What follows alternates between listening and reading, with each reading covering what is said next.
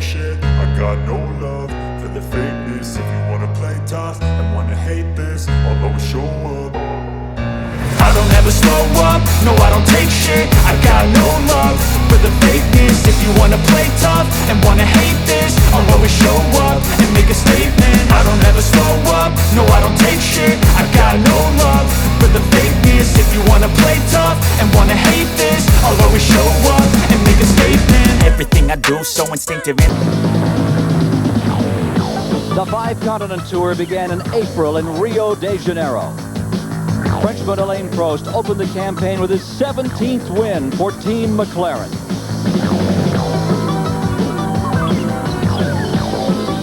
Then it was around the globe for 3 races in Europe. The first in Portugal. Ayrton Senna of Brazil used a wet course to fulfill his promise of greatness. The 25-year-old winning his first Grand Prix after only 16 starts. At San Marino in Italy, Prost again was first, but later disqualified. His car under the weight requirement, and Ilio De Angelis became the surprise winner. At Monaco, the tight street course took its toll, here on Nelson Piquet and Riccardo Patrese. That traditional contest saw Alain Prost again first at the finish, and this time his car's weight was right on. Last Sunday, it was on to North America for the Canadian Grand Prix at Montreal. It was to be a Ferrari sweep as Michele Alboreto and Stefan Johansson dominated the podium. Today, World Championship Formula One racing comes to the United States for the 4th annual Detroit Grand Prix.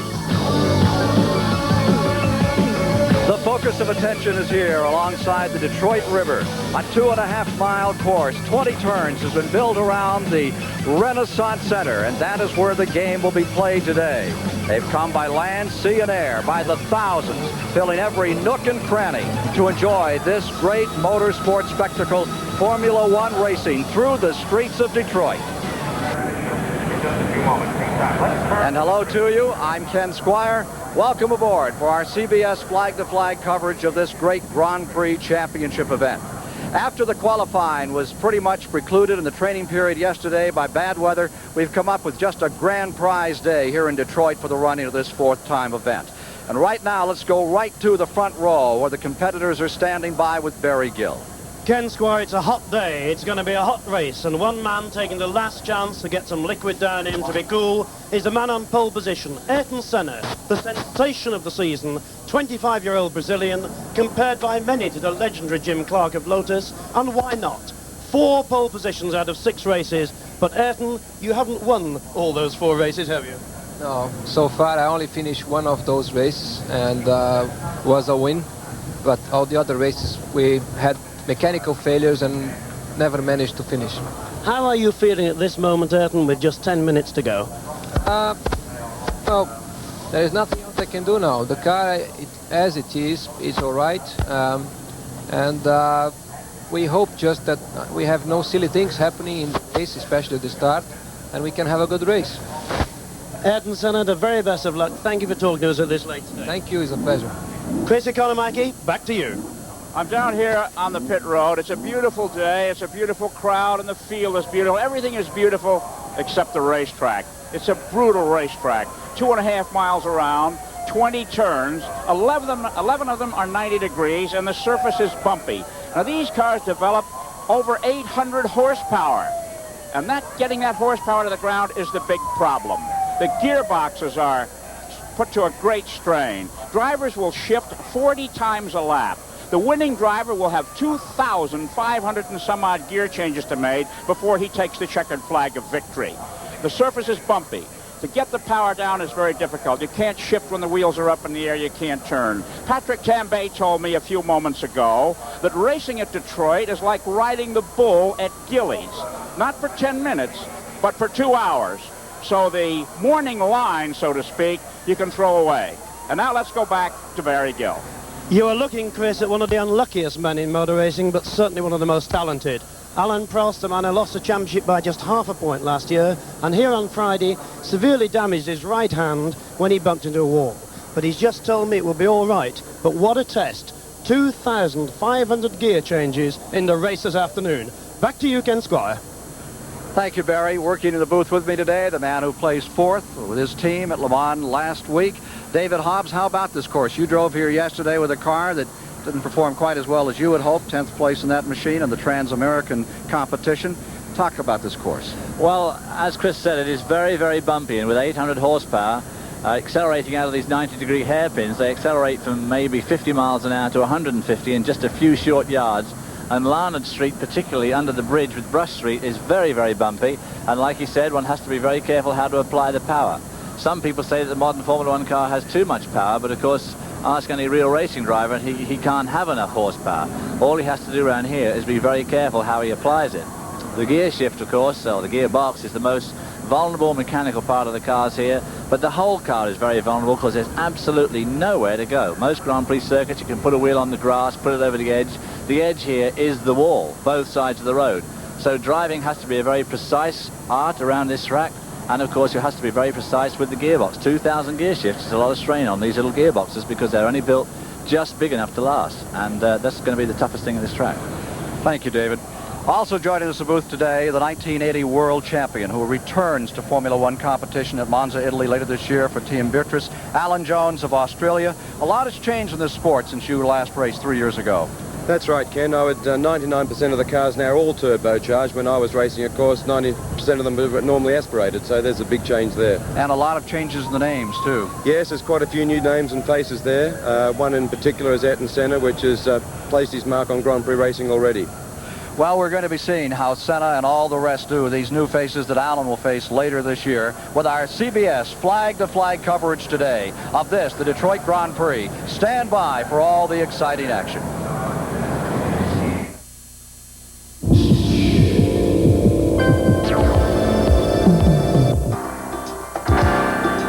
The starting lineup for the 1985 Detroit Grand Prix on the pole for the fourth time in 6 races this year for Team Lotus from Brazil, Ayrton Senna, and alongside from England for Team Williams, Nigel Mansell. In row 2, the 1983 winner now for Ferrari, Michele Alboreto, and 18-time GP winner, Alain Prost of France.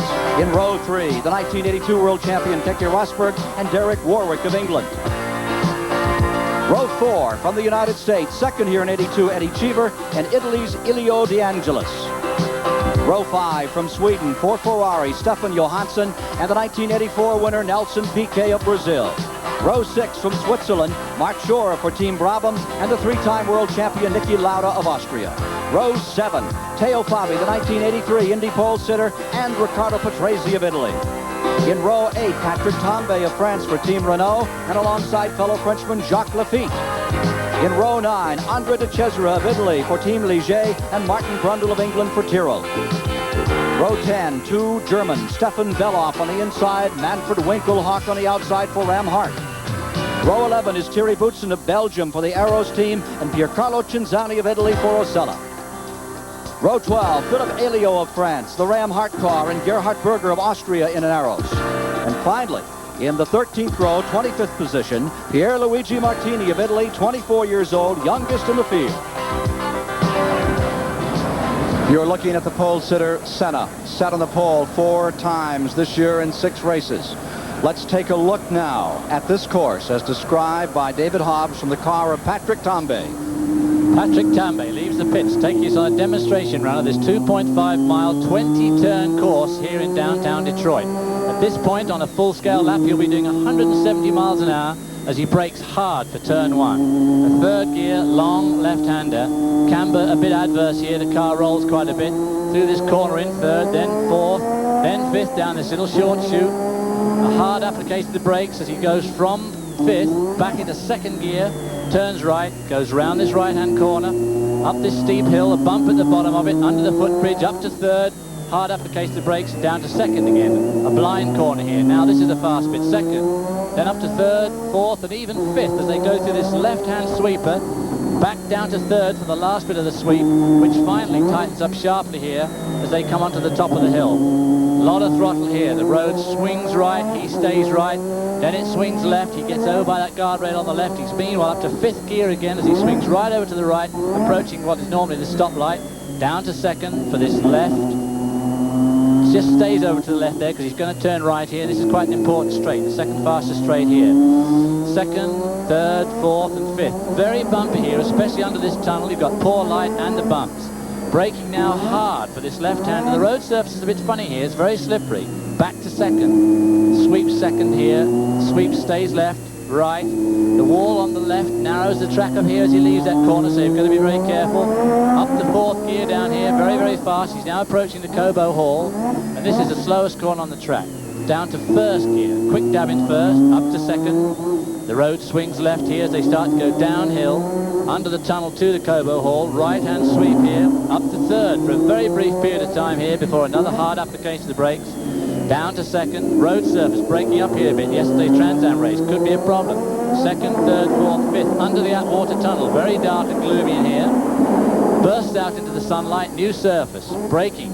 Down to second again for a right-left complex. Road surface breaking up on the left-hander here in yesterday's Trans Am race could be a problem. Second, third, fourth as he approaches the quickest complex here, which is the chicane coming up to the start finish line. Just clips the curb, exit that chicane, just misses the guardrail on the left as he goes over the start finish line at about 175 miles an hour. And with about a gear shift every 3 seconds for nearly 2 hours, that makes this one of the toughest day shifts going. The field is moving away live in the preliminary lap. This is a technical counting lap. This lap is a counting lap, one of the 64. Should they have any problems here, they would have to fall to the rear of the field on the start for the standing start. They'll come around once, pick up their positions on the grid. They roll out as they will race. These immaculate cars preparing for this Detroit Grand Prix. 1 year ago, as you know, 2 of the past 3 years have had incidents on the start. Here's what happened a year ago as we prepared for the start. That's PIQUET up against the wall, and the red and white car was Prost, and there was Nigel Mansell in the black car trying to come up the middle, and Piquet's car was spun, crashed, tore a wheel off as the race was then held up for some 30 minutes.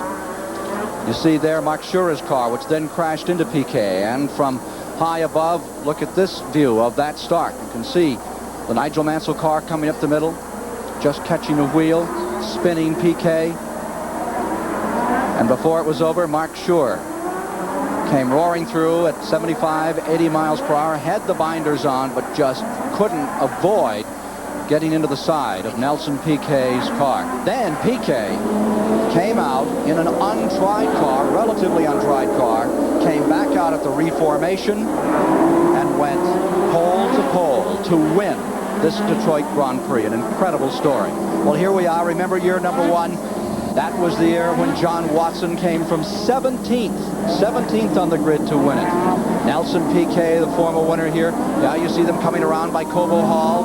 Live pictures headed under the first tunnel there. And then under that very dark Atwater Tunnel, almost blinded by this brilliant sunshine into that extreme darkness. Well, of course, on a grey day, it doesn't matter much, but with the sun as bright as it is today, it is a very strange, it's a very stark contrast. Remember that 2 years ago, Michele Alvaretto wrote his name for Tyrrell winning this race. Last year, Martin Brundle drove Tyrrell to second place, and then they found foreign matter in his gas tank, and that second position was taken away, and for that matter, his points for the year. And all A bit of a brouhaha followed on that. Alvaretto we saw in that start line shunt last year. I don't think he made it back into the field, which is pretty disappointing because he was in the second row. All right, the field coming through the chicane, ready to form up now. Senna's heartbeat now going right raised to the location. threshold. Our broadcast position is right here at the chicane. It's 2 hours or 63 laps from here. They'll be under starter's orders in just a moment. You'll see the red light come on, and some 4 to 7 seconds later, the green light will flash, and this field will start moving through the gears, all like organists on one of those old trundle organs as they thunder around this course. David's Point. Now you see the lights. Field, the last of the field coming by us now, preparing for the start. 25 cars strong. Watch for the red light. The line, and they are away. And Nigel Mansell makes an absolute flyer from the outside of the front row, taking first place as they go into turn 1. Elio De Angelis going around the outside of one of the Ferrari is there as they go around turn 1. Getting himself pinched against the wall. It must be Stefan Johansson he's back there with. There you see a move on the inside. Senna going for first place. Senna is there. Senna trying to win his second Grand Prix, makes a quick stab. As they come on to St. Antoine Street, he finds himself in first place. 1,180-pound cars, capable of some 175 miles per hour. Very quick part of the course here, David. This is that left-hand sweep that we just saw. It's about a 3-apex sweep. Now they're going through the park on the top as they come up to this stoplight sign, which is very slippery road surface here. You see Mansell back in second position. There's trouble on one of the Ligier cars, I believe, or Cinzani's car, the Osella. That's Cinzani, yeah, and the Osella. The Alfa Romeo powered car, not getting a full lap in before it's in trouble. Well, it's that left-hand sweep. There's a couple of nasty bumps, and it throws you over to the right. And of course, like we've already said, there's nowhere to go except into the wall. Gerhard Berger crashed hard there in one of the Aros BMW powered cars 2 days ago. They rebuilt the car, but had very little testing time yesterday with the weather as nasty as it was. That looks like Keke Rosberg in the second. Williams has come right up through the field there. Now is hounding his teammate Nigel Mansell, so I suspect the air is pretty blue in that second car. Cinzani's car being dragged off here, trying to move it away from the course. Very fast part of the course, out of the tunnel. In fourth place is Michele Alboreto, who won last week, won here 2 years ago, driving for Tyrrell, the red Ferrari. And as they come by, Senna is in first. Nigel Mansell has fallen back to third. Keke Rosberg is now in second. And we have one car pitting early in the race. Eddie Cheever, the United States second place finisher a couple of years back, is already on pit road. Cheever pitting into the second of the 63 green flag laps. Senna is in first. There's Cheever's car in. The only United States driver in Formula One, Eddie Cheever. See, they're trying to talk to him as they plug in the communication system to his helmet.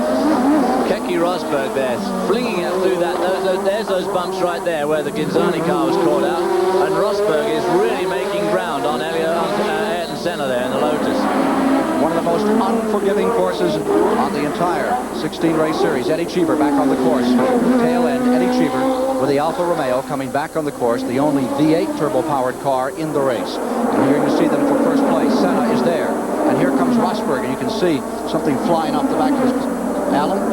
I think it's the bottom of the gearbox, Ken, that's hitting on one of those bumps. On the full tanks that they would have, they've got to be very careful that they protect both the car and tyres on full tanks. It's very critical at this stage. 58 gallons of fuel on board at the start. 58. And under that bridge there where we've just seen it is the bumpiest part on the track, and they're under full acceleration, so the back of the car is going to be down as well.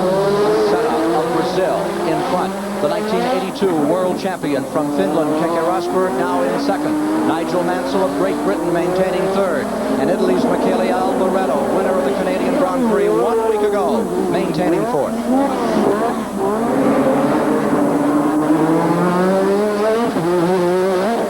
Here they come for this chicane, directly in front of us.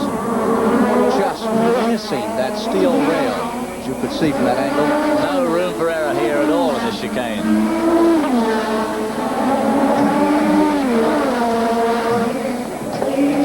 There's Alboreto trying to brake and move underneath the McLaren car of Prost. It's interesting to note, Ken, the two Tyrrell cars have moved up fairly well through the field in normally aspirated engines. Of course, at this particular point in time, the normally aspirated engines suiting the circuit perhaps better than they would on a longer, faster circuit. And this may be the last time we will see, it's officially the last time we'll see a Ford Cosworth engine. The engine which has dominated Formula One, that gave Alan Jones his opportunities with the Williams team. To be retired, that engine, and Team Tyrrell will move to a Renault power plant when they go to the French Grand Prix next, and then to Silverstone, England. And Senna down there pulling away from Mansell, from Keke Rosberg, who in turn is pulling away from Nigel Mansell. There we see Alan Prost and Michele Alboreto in the Ferrari. There's Derek Warwick and Elio Dianzis in the Renault and the Lotus. Rosberg right up with Senna again there. They come out onto Larned Street. Here's the battle. Prost, Alboreto, McLaren, Ferrari. Standings, Senna is first, Rosberg second, Mansell third, Prost is fourth, Alboreto is fifth. Warwick is sixth, De Angelis lies seventh, Stefan Johansson in the second Ferrari is in eighth, Nelson Piquet back in ninth, and Niki Lauda, three-time world champion, lies 10th. Fabi is in 11th, Brundle is 12th, Beloff is 13th, Lafitte is 14th, Thierry Boutsen running 15th, De Cesare, Winkelhock, and Patrese. Eddie Cheever lying back after that pit stop. The contest is here. Prost, who's won 2 Grand Prix races this year, won the very first at Rio, and look at Rosberg closing in on Senna another time, David. Rosberg is closing in on Senna, and I see his Senna's teammate Elio De Angelis has got around the Renault of Warwick, and he's making ground fast through the field. Senna seems to pull out down that straight there. I would have thought the Honda engine there would have probably been more powerful, but it doesn't appear to be so. A very short, tight power curve on that Williams Honda-powered car.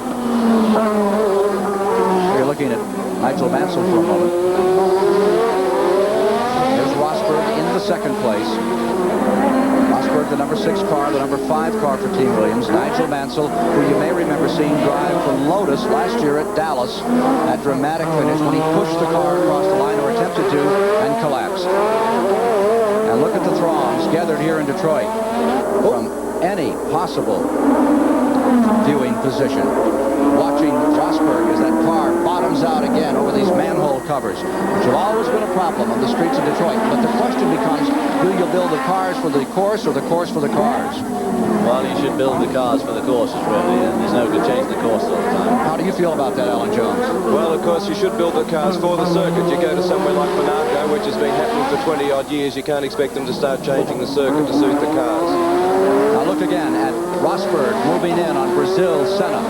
The darkness of that tunnel, blinding. The speed through there, how fast? Well, I think at this point here, they'll be up well into 5th gear. They're probably doing 155, 160 miles an hour under that tunnel as they leave the tunnel. Here they come, completing still another lap. There will be 4 laps down. We have 1 car in trouble and slowing. Looks like a Ferrari, isn't it?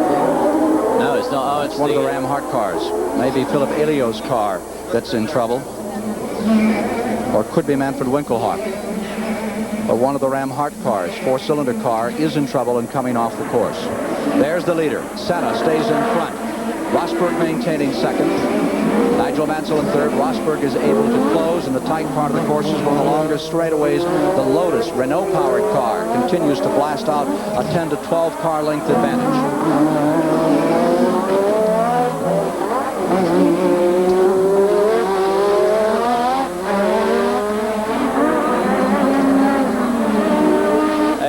Swinging through the park there, seems to be able to hold Rosberg at arm's length. And funnily enough, on the faster bits of the course, he seems to be... There you'll see more sparks flying out of Rosberg's car into that tunnel. That's a really nasty bump there. David, I'd say at this stage that Senna's doing it considerably easier than Rosberg. Yeah, I think so. Prost has fallen back to 6th position. Remember, he's driving with an injured wrist. One of these walls, you just have to touch one and you're in serious trouble on this course. So unforgiving. There's just no place to make any kind of an error here. Just no possible place for correction. You've got to be on all day, 2 hours long, and no time to send in the defensive units. Again, you see Rosberg closing. Rosberg, who won the Dallas Grand Prix a year ago, does very well in these tight courses, and here he is fighting his way up through another time. Well, the Lotus also does very well on these tight courses. Last year, you remember the 2 Lotus were on the front row of the grid here, and at Dallas, and in Monte Carlo. They seem to go well on these tight courses. Senna seems to go well anywhere these days, or even with the lack of experience he's got, comparatively. And as Alan's already said, I'm sure that Rosberg is having to drive a lot harder than Ayrton Senna here. Technical problems have held him up on several occasions, but other than that, he's had a flawless year. We'll be back with more live coverage of the Detroit Grand Prix after this commercial. Prize out of Pompano Beach, Florida. Captain Jim Maloney giving us these beautiful shots on this gorgeous day at the Renaissance Center. And we're watching now as the field works in the 7th lap. Senna of Brazil being challenged time and time again by Rosberg of Finland in this World Championship Formula 1 race. And here's another tremendous battle that's taking place as Alboreto continues to close up. Alboreto has been working his way along, trying to close at this time for Nigel Mansell. He and De Angelis have been at it here some in the Renault. There you see Prost, the Prost car. That's the the battle just a bit further back. That's Prost, Warwick, and Johansson, those three cars. Prost is in 6th, Warwick is 7th, Johansson is 8th. 3 cars in the battle for the last point to be given in a Formula One race. Only 6 cars score points. 9 points for a win, 6 points for second, 4, 3, 2, and 1. Not an easy course to overtake on this. Very difficult. You've got to pick your time and get it really right in the corner before. And we were just saying with Alan that Keke Rosberg must have had a pretty enterprising first couple of laps to pull up like he did from 5th or wherever he was on the grid to 2nd spot. Prost with an injured wrist. He didn't want a doctor to look at it. They don't believe it was broken, but it was severely sprained back on Friday in the first training. There goes Johansson down the inside of... Nearly just heading back in again. Johansson working his way on Warwick. Johansson picking up 1 position. Finds himself now in 7th place. Meanwhile, back with the leaders, and we have Rosberg going in front. In second now is Senna. Rosberg has taken the lead. Senna looks to be slowing down a little bit, Ken. I don't know whether he's in any problems or not. Rosberg has taken over in first place. Senna is in second. Mansell maintaining third. 8 laps complete. There's your leader. Rosberg of Finland. Won the last event in Formula One here on CBS in Dallas, Texas. Let's now go to Dan Rather at the CBS Broadcast Center in New York. Here again live at Detroit, Michigan, the Grand Prix World Championship race. You're watching the battle for third place. The Ferrari of Michele Alvarado is trying to fend off the best efforts of Elio De Angelis, driving for Team Lotus, the Renault-powered car, directly behind him. That is the contest for third position as they come under the Atwater Tunnel. And we have one of the new cars in the competition. This is Martini, who is driving the Minardi, the 24-year-old youngster, on pit road. Moments ago, the number 12 car of Senna was on pit road. As you'll recall, Rosberg was promoted to first place when, after threatening for the first 6 laps of the event, Rosberg drove by him. There seemed to be a technical problem on the Lotus of Senna, the pole sitter, and perhaps Chris Economaki can illuminate us as to the problem there. I'm in Ayrton Senna's pit. As I said at the opening, you can throw the morning line away. Just before the start, Senna was concerned with the brakes on his car. He has made a pit stop, asked for 4 new tires. There are no radios in the car. The crew doesn't know why he asked for 4 new tires. Other drivers who have made pit stops, Andrea De Cesaris and Eddie Cheever. And Formula One racing is a form of motorsport where there aren't supposed to be any pit stops. So the track is starting to take its toll. Now up pit road to Barry Gill. Well, Chris, that pit stop of Ayrton Senna's could have cost the team something like $50,000. The question I've been asked every day here in Detroit is, what is a prize fund? How does prize money work? Well, there's an $800,000 purse. It's shared this way. There's about $120,000 for the top 20 on the grid. And then quarter distance, half distance, three-quarter distance, another $120,000 to be shared, leaving some $300,000 to be shared between the most successful. But if you're a team like this, Pierre Carlo Gonzalez, and you didn't qualify in the first 20, and you dropped out when he did, so you didn't finish in the first 20, you go home empty-handed. For this little team, it's going to be a long way back to Turin tonight. Back to you, Ken. As you know here, De Angelis has moved around Alvarado and now lies third on the field. Here's your leader, Rosberg, working on his 4th Grand Prix victory. Keke Rosberg of Finland for Team Williams, Honda-powered car, exerting its pressure and showing its colors in first place here as we've now completed some 11 laps. Rosberg in front, Nigel Mansell of Great Britain, and thus far it is a Williams sweep here. Could be a big day for Keke. At this point in time, his wife's expecting a baby literally any hour, so it could be a big day for him. Supposed to be yesterday or the day before, as I recall. Well, he might have the daily double today. Well, I'm sure that the Honda people will be hoping he does. At the moment, they're looking pretty good, lying first and second. There's another car in the pit. Lauda is on the pit road at this time. Niki Lauda, the 3-time world champion. A problem. We'll be back with a story on that car after these messages. With 13 of the 64 laps complete, Rosberg continues to pull away by almost a second a lap. Mansell's line third, De Angelis Angeles. The battle is Alvaretto-Prost at the present time. There you see it. And here's Alvaretto making his move on Prost, finding the spot. That's Stefan Johansson. Correction. Stefan Johansson, the second Ferrari. Now he's got round Alain Prost. He's going to have his sights firmly set on Elio De Angelis. Let's go to Chris Economou. I'm here with former world champion Nicky Lauda. The track seems to be taking a tremendous toll on equipment, Nicky. What's put you out? It's from the second lap on no brakes. So I tried to do everything to make them live, but after 10 or 12 laps, I couldn't keep on going. Why do you think there are so many cars stopping today? The circuit is very hard on the car, especially on brakes, and I think that's the biggest problem. Better luck next time, and thank you. Okay, back to you, Ken Squire. Thank you, Chris. Fourth and fifth are now Ferrari cars. Alvaretto in fourth, and Stefan Johansson passing Prost has moved into fifth. So the red Ferrari cars moving up, and also moving up is Senna. He is coming back. He was 14th. He's now 11th. He's in the lead lap, gaining ground. Here's the leader, Rosberg. Rosberg driving very smoothly and pulling out a second a lap on his immediate follower, which is his teammate Nigel Mansell. So he's obviously found the right answers for the streets of Detroit this year. The car going extremely well. Reputed to be very difficult to drive because of that powerful peaking engine. Less sparks coming out of it now as he goes under that tunnel. He's probably A, going a little bit slower, and B, he's lost some weight. There you see Nigel Mansell maintaining second position. Senna has now moved into 10th as he continues to clamber back up through the standings. Nigel Mansell started outside of the front row. Interestingly enough, Ken, in a space of 14 laps, the two Tyrrells have moved from 18th and 19th on the grid to 9th and 10th. So they're coming up quite well in the short space of time. There's the leader, Rosberg, again, winding his way, lurching through that chicane on this sinuous 20-turn course, the Detroit Grand Prix.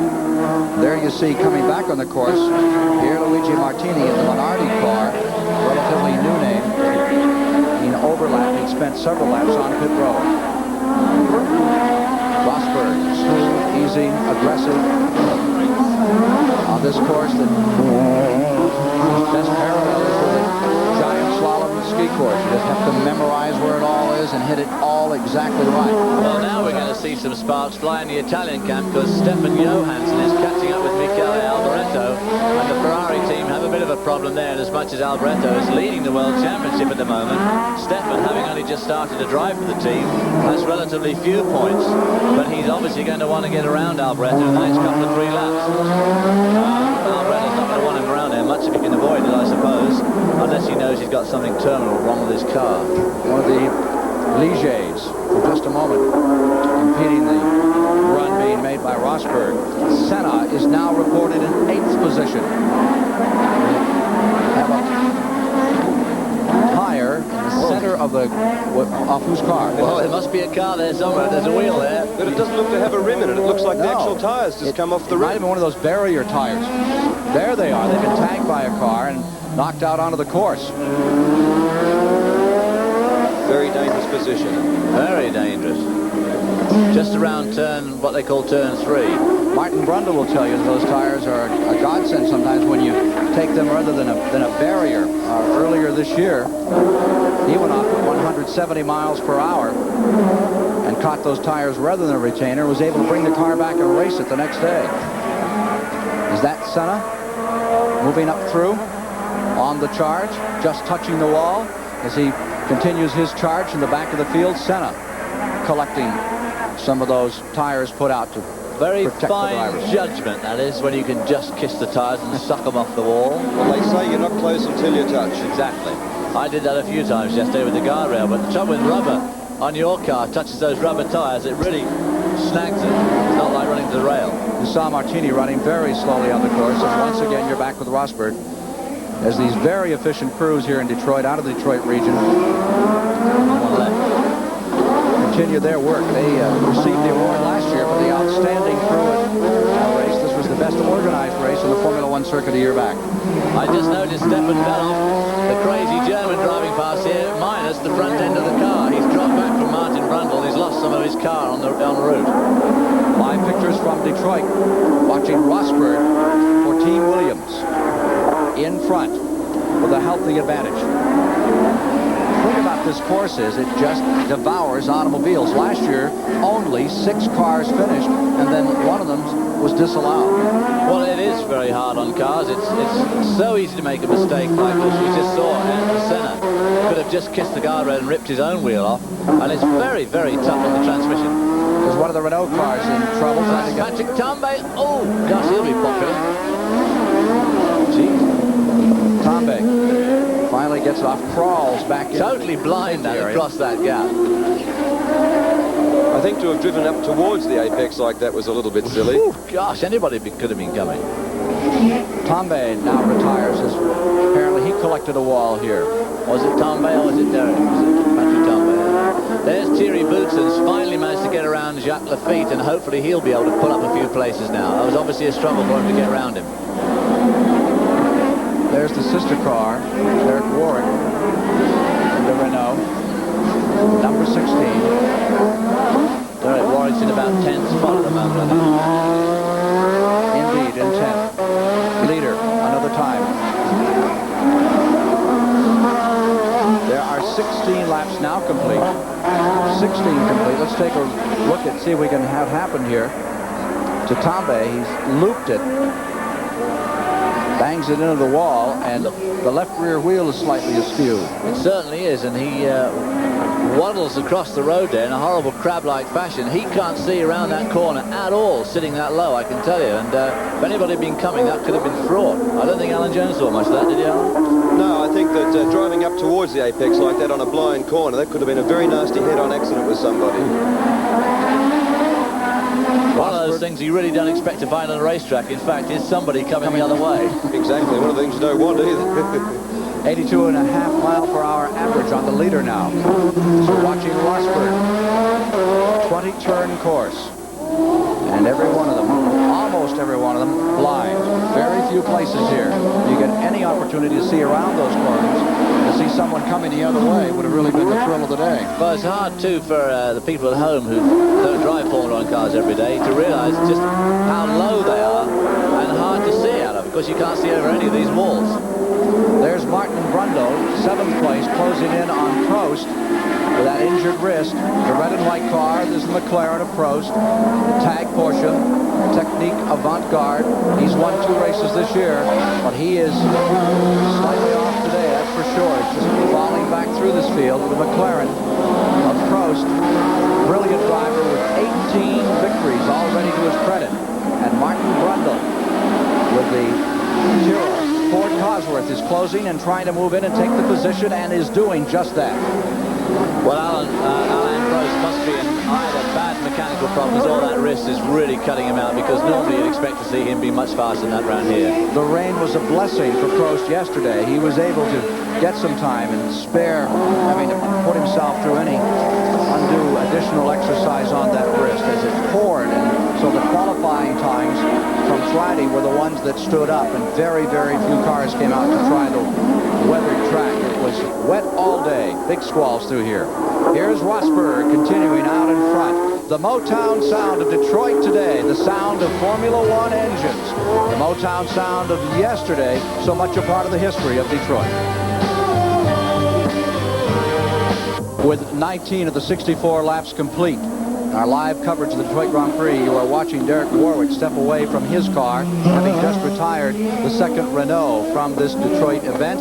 Rosberg continues to take out a second a lap. His advantage now some 20 seconds over Nigel Mansell, running in the second position. There's the leader, Rosberg, who led very much of that Brazilian Grand Prix until a turbo went away in the car.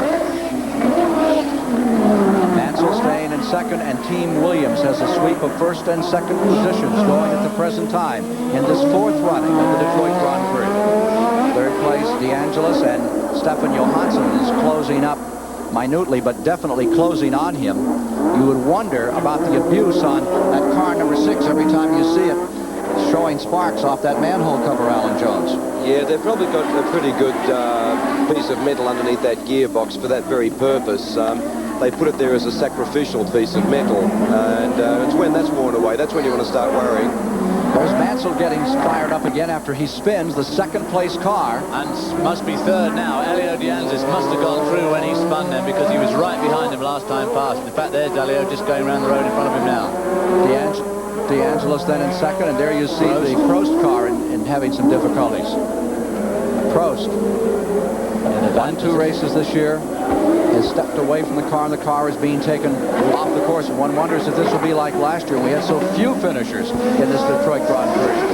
There was one of the contenders that had a real strong potential on the morning line of winning this event.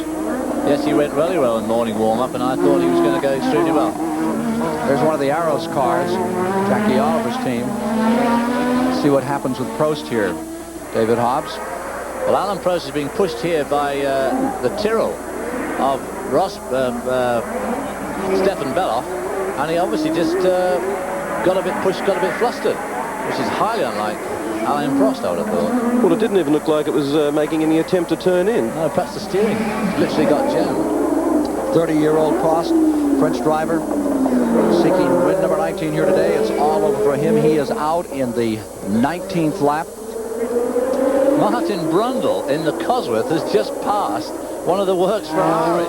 A most amazing change of events for this Cosworth engine car. Well, remember, it was here that Cosworth won its last race. The 155th win for the Ford Cosworth was scored by Michele Alboreto in this event 2 years back. Brilliant victory for Alboreto. It was his second win. He also won at Caesar's Palace. There's Rosberg in the lead, and he has dominated. There's the average speed around this very tricky 2.5-mile course. The story of the Ford Cosworth engine and what will become of the Ford Cosworth engine as we see it in its last race today is the story that Chris Economaki has been following this week. At the 1967 Dutch Grand Prix, a new car with a new engine, the Cosworth DFV, debuted in victory and captured the imagination of racing fans the world over. This double overhead camshaft V8 power plant, financed by Ford and developed by Cosworth Engineering in England, became the standard of excellence in what is considered as the world's most sophisticated form of motorsport. And this is the engine that won that race in the sand dunes of Holland. 18 years later, new cylinder heads, more expensive. It's still in a Grand Prix car, and what a history it's had. 10 World Driving Championships, 155 victories. But in 1986, it'll be gone, thanks to rule changes. But the advent of the turbocharger, both in cars we drive on the streets today and in the Grand Prix car, has made the Cosworth obsolete. Historically, motors were placed in an engine bay of a car. Not so the Cosworth, as it was designed to be a stressed member of the car. In layman's terms, a part of the chassis itself. Unique in 1967, it is state-of-the-art in Formula One today. Crew members now roll an engine to the back of the cockpit, bolt it on, hang the transmission and rear wheels on the back, and the car is complete. This design innovation makes cars much lighter and thus faster. Car owner Ken Tyrrell, one of the first customers of the Cosworth, used it for 18 seasons. He laments its departure. Oh yes, I can't help but be sad. We've been using it for 18 years. It took Jackie to his 3 World Championships. It's won 155 Grand Prix. It's been the most successful Grand Prix engine of all time, and there'll be a few tears shed amongst the teams when it last races. But as the old order changeth, the new order cometh. 3 days ago, Ford Motor Company Chairman Donald Peterson announced a new generation Cosworth Turbo. A new Ford V6 turbocharged engine is being developed by Cosworth Engineering in cooperation with Ford Electronics and Materials engineers. It will power the 1986 Beatrice Formula Number 1 team's car. But the question is, how will this new son of Cosworth compare with its father? Well, the father is really doing well. Martin Brundle has moved that Cosworth up into the 5th position, and we have a good battle developing now for the 3rd position in this race. Nigel Mansell and the Ferrari of Stefan Johansson have been at it here for a while.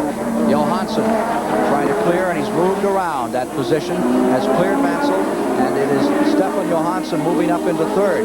Alfa Renault in the other Ferrari was passed by Martin Brundle in that Ford Cosworth. Normally aspirated car, doing very well on this course. Alan Jones, you're going to be the driver of this new Ford power plant for Beatrice in 1980. In fact, you'll bring the car out here at Monza, Italy at the end of this year with a Hart engine. But for next year, how about the potential on what you're going to be driving?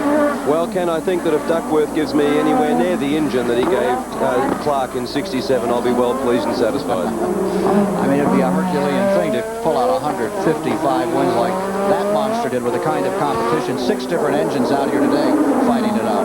Yeah, I think it's not going to be an easy task, but I think that with Ford and with Duckworth, I think they've got the facility to give me the material to do the job. Philip Elio has just brought his car on pit road. See the cars coming through the chicane, and the action over at Tiger Stadium is going on today as well. There's what's happening there. At the moment, not too much in the first inning. Yankees in Detroit. Back here on the other side of Detroit, by the Detroit River, watching Rosberg continuing to pull away. Car taking just tremendous abuse on this 2.5-mile, 20-turn course as you watch it live. Let's go to Chris Economaki.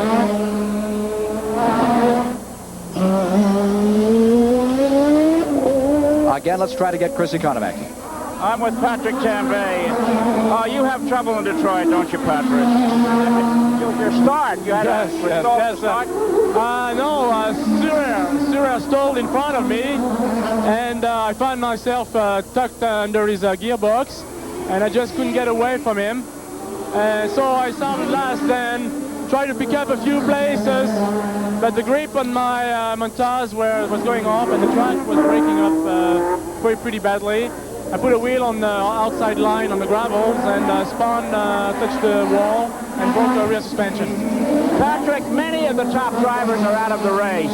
Is the track worse this year than last? Yes, it does seem to be. It's a shame in a city like this, in North America, in the States, not to be able to have a surface that is current for this type of cars. It's a shame because it could be a fantastic Grand Prix here. But I think we're going to see a lot of attrition today because of that. Okay, thank you very much, Patrick Campbell. Back to you, Ken Squire. Thank you, Chris. 24 laps now complete. Rosberg in front, D'Angelo second, Johansson maintaining the third position. Keke Rosberg had said of Monaco, this place is becoming an age test. And I think this particular course in Detroit, David, could age one. Yes, I was watching him coming into turn 3 there. His little old hands were darting around on the wheel just a couple of laps ago. That one of those nice eye shots that Mr. Fishman's got up for us. And it is very tough on the body, this circuit. Incredibly tough. And I think that Keke is probably wearing one of Dennis Carlson's cool hats. I know he did in Dallas last year when he won. And a number of the teams have investigated and experimented with him and found to be very useful. On a day like today, there's a pretty strong breeze off the river, which is keeping the ambient down. But when you're sitting in that car, with about 110, 120 degrees wafting around your legs and your body, and the sun shining right on you, it still gets very hot in that car. There's a lot of effort. Tremendous amount of wheel turning, gear shifting, legs are pumping, as you already said, like an organ player's legs, and your little arms are really working hard in there. It's not easy at all. Alan Jones, do you favor courses like this, the street courses, or do you like the road courses such as a Watkins Glen or Paul Ricard? Well, I love Watkins Glen, and I like road circuits. I think a professional driver's got to take them as he gets them. But one thing I have noticed, that Rosberg's got some paper blocking his left-hand air duct, and I'm hoping this is not going to present a problem to him later in the race. There you see the number 3 car. Stefan Belloff, who had a problem here last year in a big way in this race. Nigel Mansell's car, I believe, has pulled out of pit road. Mansell's car has been running up here with the leaders. Came out of the front row. Mansell's car on pit road. Watching one of the Tiros, Brundle is up to 4th. Martin Brundle continuing to trundle up through this field. Now in the 4th position with a car that had, well, if you were to put a morning line on that, that was about 45 to 1. Yeah, I wouldn't have put much money on either of those two Cosworth cars to be doing well today, but up to 4th place. Really not so much through attrition. He has actually passed some pretty impressive cars. He's driving extremely well. I think for my vote at the moment, he's the man of the meeting. 27.5 seconds, the advantage by which Rosberg continues to lead in this event. There he is. 5'3". Give him the Boston. Stays in there. Excellent physical condition. Quick, snappy. Moving this Honda-powered car around. Honda, I would have thought Honda might have had a problem with this course, David. Well, I would have done, because it's reputed to be a very peaky engine, but I think this is a new line of engines they've got now. They obviously last week at Montreal they went very well, finishing 4th and 6th or something. And obviously they've got over some of that difficult to drive problem, because it certainly doesn't look very difficult to drive today compared to everybody else. Short power curve, but they have it right where they want it today. I think there is the second place car. That's Elio De Angelis in the Team Lotus car, Renault powered, maintaining second position. Senna has come up to 7th place. Senna, who dropped all the way back to 14th with an early pit stop, continues to wend his way through the field here in the Detroit Grand Prix. Know what it takes to put in a new engine? There is Senna, who has just had to pit another time after he fought his way up to 7th place. We have another car in trouble. It is one of the Williams cars. It is one of the Williams cars, and that is Mansell, who was originally on the outside of the front row, had run in 2nd place, had pitted, had come back out in 8th position, and now Mansell has been caught up in the very same place where we saw the McLaren off. Exactly, Ken. I think that the track must be breaking up a little bit there, because he's gone in exactly the same manner and place that Prost went in. And you can see those 3 patches. This is just on the corner of St. Antoine Street, off part of the artificial course. Those 3 patches, which they put some ice on the other day, as they tried to heal that part of the track, David. And that is the second car in there. It's right on the apex. Yeah, you see the marbles lying on. See those little black dots on the outside? That's gravel and rolled up rubber. And once you get on there with those slick tires, they're helping Nigel Mansell out of his car, and he has been hurt. Mansell, I think he's hurt his arm, hasn't he? What's happened is the steering wheels hit the wall. I mean, the road wheels hit the wall while he's holding onto the steering wheel, and it's obviously hurt his right hand badly. Nigel Mansell, hurt again in another race. A man who sold his house to go racing, made a great effort back in 1977, then sustained a broken neck. They told him he wouldn't race. He kept on trying to come back. Lotus hired him as a practice car, gave him some rounds out there to work their machinery up for them. Then they gave him a regular ride, and he is not disappointed. Mansell in trouble here today. Rosberg continues to lead. Now, let's go to Dan Rather at the CBS Broadcast Center in New York. Thanks again, Ken. As those of you who have been with us through the afternoon already may know, I talked earlier this afternoon to the Shiite Muslim leader Nabi Berri in Beirut. We talked directly from our CBS News headquarters here in New York to Berri in Beirut. Berri told me he does not believe that Israel's announcement today about the release of 31 Shiite Muslim prisoners tomorrow will speed up freedom for the 40 Americans held hostage in Beirut. Berri said he wanted 731 Lebanese, not 31, before the 40 Americans who were aboard that TWA jetliner are released. I also talked to Minister Berri. He's the Minister of Justice in Lebanon. I also talked to Minister Berri about reports that he has been in touch with Syrian officials in an effort to negotiate release of the Americans. Are you about to go to Syria? No, not in this moment. Not in this moment. Do you have plans to go there in the short-range future? Maybe. Did the Syrians suggest to you that you come there and talk with them? Until now, no. Did you speak personally to President Assad in Syria? No. I spoke with Mr. Haddam. You know, the best president. At 29 laps complete, live coverage of the Detroit Grand Prix. You're watching the second place man, Elio De Angelis, putting a new nose on the Lotus Renault powered car and coming back on the track as Johansson now moves into second position. Alboreto has passed Martin Brundle. The Ferrari of Michele Alboreto had moved around, and now you see him in the third position, and in fourth is the Ford Cosworth, the Tyrrell car. That machine being driven by Martin Brundle that took second here a year ago, and then the number was taken down on that car as they found a foreign substance in the fuel, and there's been a great mystery about it, and the controversy continues even unto today. Even to today, and there they're putting a lap on Gerhard Berger in one of the Arrows cars. Now it's going to be more difficult for Martin to get by this turbocharged car than it was the Ferrari, which he's going to do in the darkness of the tunnel. He seems to pull that off very successfully. Brundle staying right there with the Ferrari. Brundle putting on a fantastic show today. As he did a year ago. He was marvelous here a year ago. This track has seemed to favor that Cosworth in, year out in those first 3 years. And there we see the other Cosworth car minus its nose as he rockets through the chicane. Stefan Beloff really reveling in this tight, twisty little circuit, I think. There we see the caution flag out at turn 1 to warn everybody down at turn 2 that Nigel Mansell's car is jammed into the barrier. I don't quite understand why they don't move it. They have it impaled in there and they can't get it out. Yeah, I would have thought they'd have had some sort of a crane to have lifted that out of the way in a street circuit like this. There's plenty of room to park it there. Well, they have 6 cranes around the course to lift things up. Remember the first year when John Watson won, they had to stop the race for a considerable length of time to remove some cars after a first lap incident. I think they brought it out about the 7th lap and halted the event. Well, I think they could manhandle that car out of the way if they wanted to. It's just finding somebody either brave enough or stupid enough to get out there to do it. Alan Jones, they give... Sorry, I was going to say, as long as they give plenty of warning flags, they can get out there and they're not going to get hurt. Well, look at that Ford Cosworth, number 3, pull up on the V6 turbo-powered Ferrari car.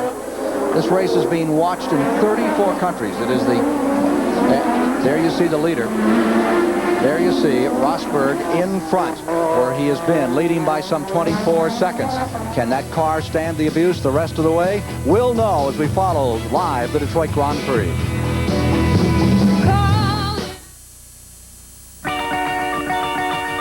Riding along in my GTI, my baby sitting by my side.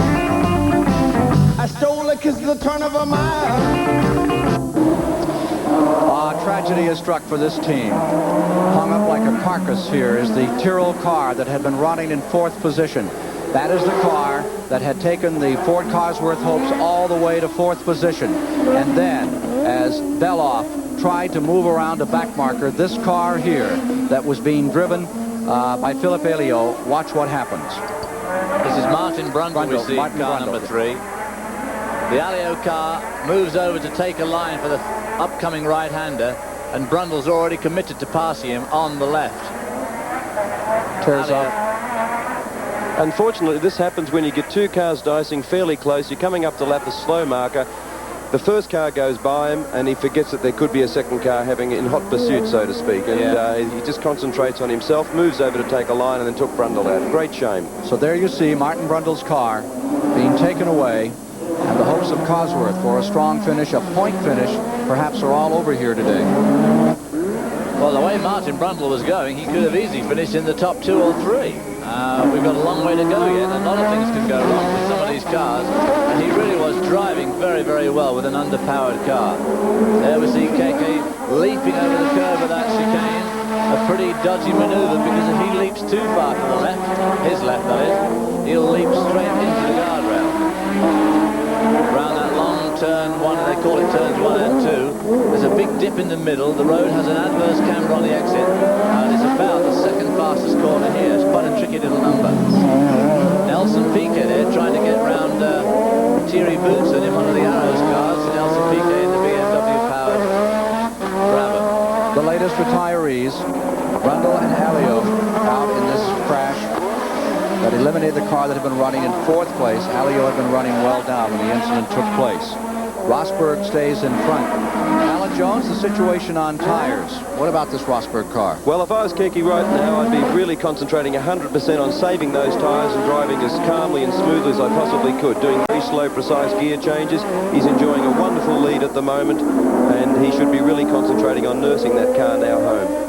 Seems to be still thrashing it with a 37-second lead. Well, that's Keke's character. He's a real racer, and he goes for it all the time, but he really shouldn't be sliding it quite as much as what he is, and just, as I say before, concentrating on looking after those tyres. Now you're looking at the 2nd place car, Stefan Johansson, Swedish driver. And what a dream for Stefan Johansson. At the beginning of the year, I had a promise of a very good IMSA drive, and Stefan had said, if you hear of anything in America, give me a call. I called him at home, and he was really keen to come over here and race with me in IMSA. A week later, he'd gone to Ferrari. I mean, what a friend. And what a Arnoux. What a chance for him. Second last week and in second place this week. Martin Brundle is standing by with Barry Gill on pit road. Ken, here is the unluckiest and the unhappiest man on pit road, the man who is going to give Detroit Motor City the last great Ford achievement. Martin, what went wrong? I'm afraid Philip Alliot wasn't looking in his mirrors, or he's asleep or something, just moved straight over on me.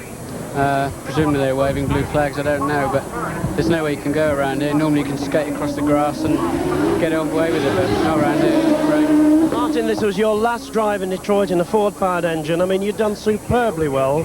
You could really have been in the top two, couldn't you? Yeah, absolutely, for sure. The car was absolutely fantastic. Could you just describe the accident again? We're going to show it on the television to the viewers.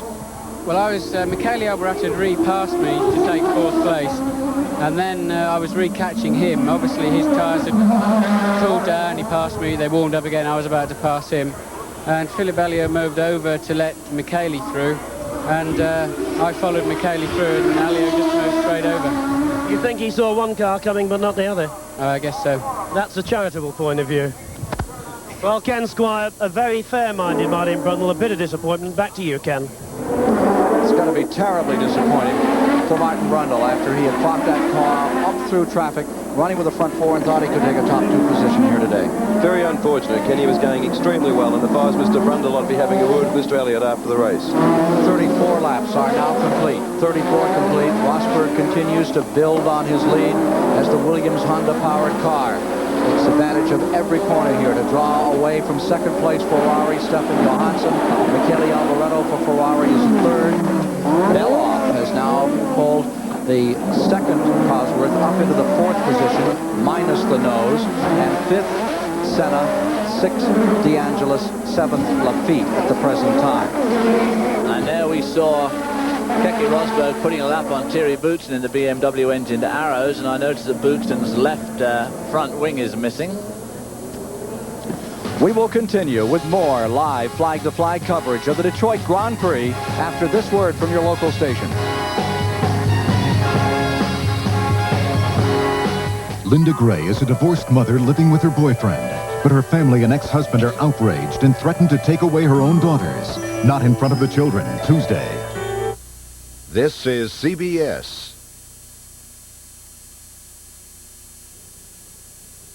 It's time to enter the challenge, WBNG TV's Wyathlon Team Challenge. WBNG TV's Wyathlon Team Challenge, the area's premier sporting event, combines running, cycling, and canoeing into a fun-filled day. It's Saturday, July 20th at Hickory's Park in Owego, and is sponsored by Light Cola.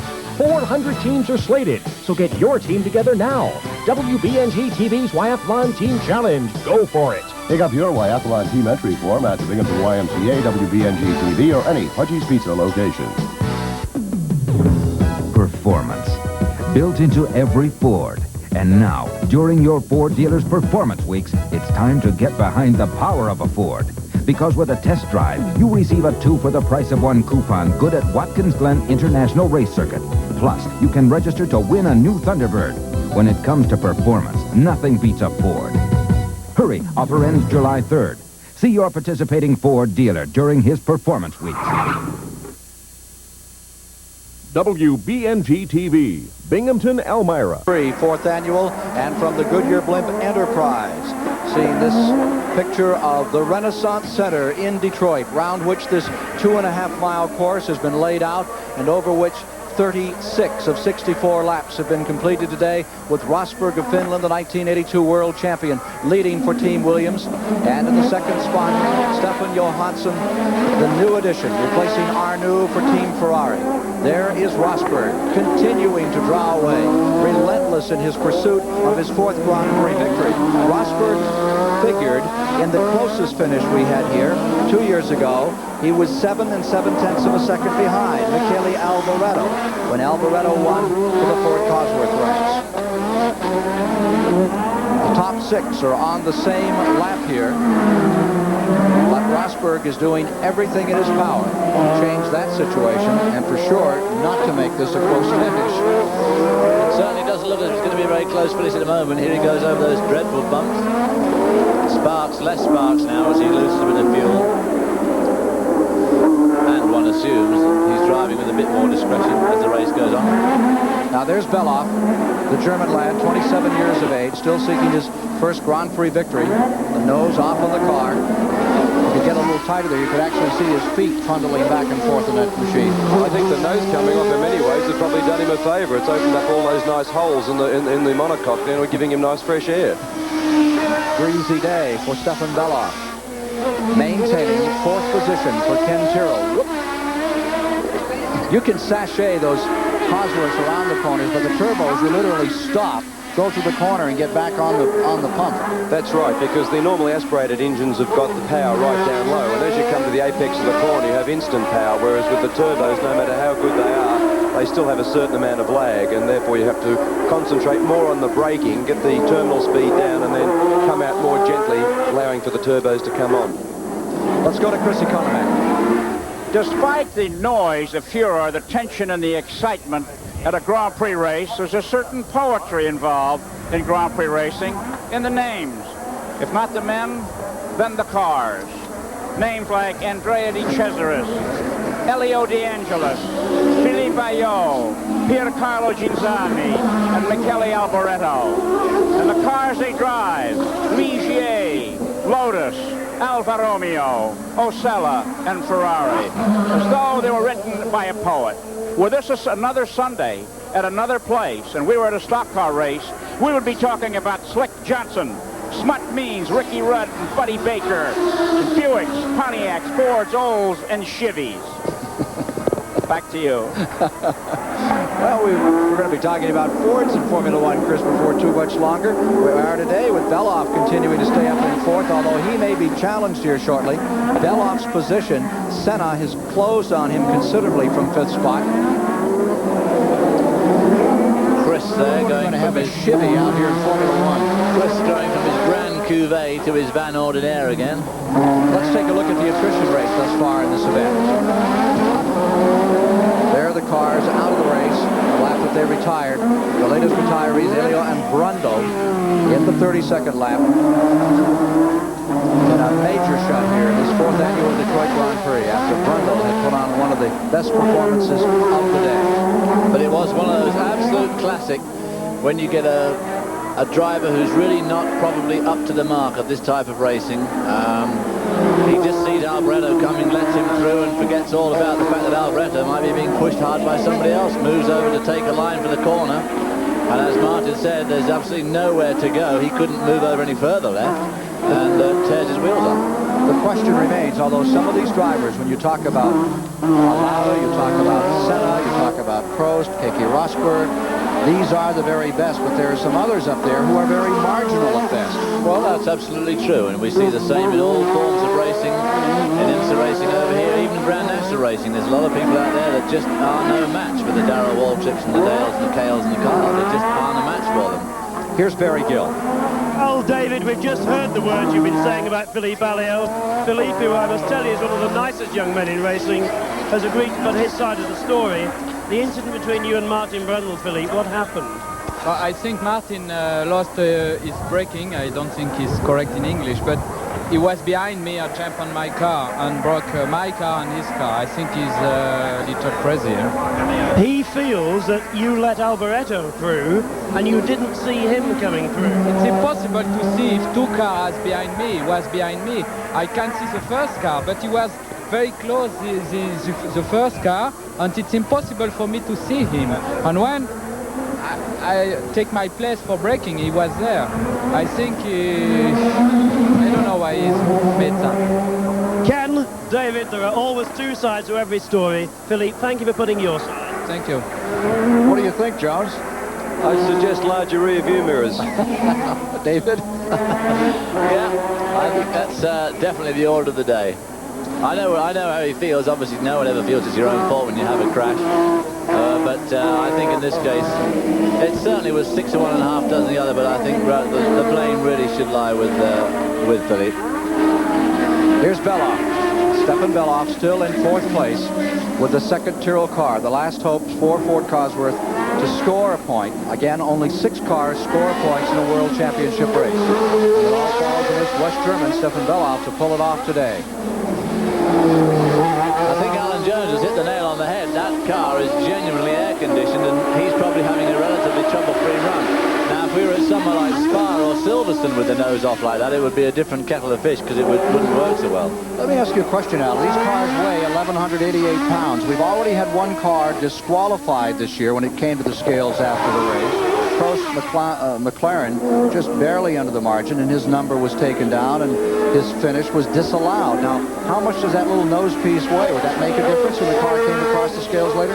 I wouldn't think so, Ken. The very small piece of fiberglass or Kevlar, which they're probably using, would weigh absolutely negligible. It's just purely for aerodynamical purposes, and that's all it would serve to do. But if it was on a longer circuit, like David just suggested, it would probably affect the turbulence in the cockpit and also the aerodynamics through the faster corners. But on this very slow, tight, twisty stop-start circuit, it's probably being more of a help than a hindrance to him. Yeah, I think so. Incredible, graceful-looking cars, just 39 inches high, reach these tremendous speeds, 150, 155 miles an hour right here in this section of the course. There you can see him just skirting it sideways, just twisting it a little, tweaking it through there. Well, that's the wonderful thing with a normally aspirated car. You can set it up before you go into the corner, get a little bit of a slide onto the accelerator, and you've got power waiting for you, and away you go. With the turbos, it's not quite as easy as that. We'll be back and follow Keke Rosberg as he attempts to win his 4th Grand Prix, live from Detroit in a moment. Another Strohs and a Stroh light. So, with 30 seconds left, Monroe hits from the corner. But Goodrich comes right back with a 15-footer off the glass.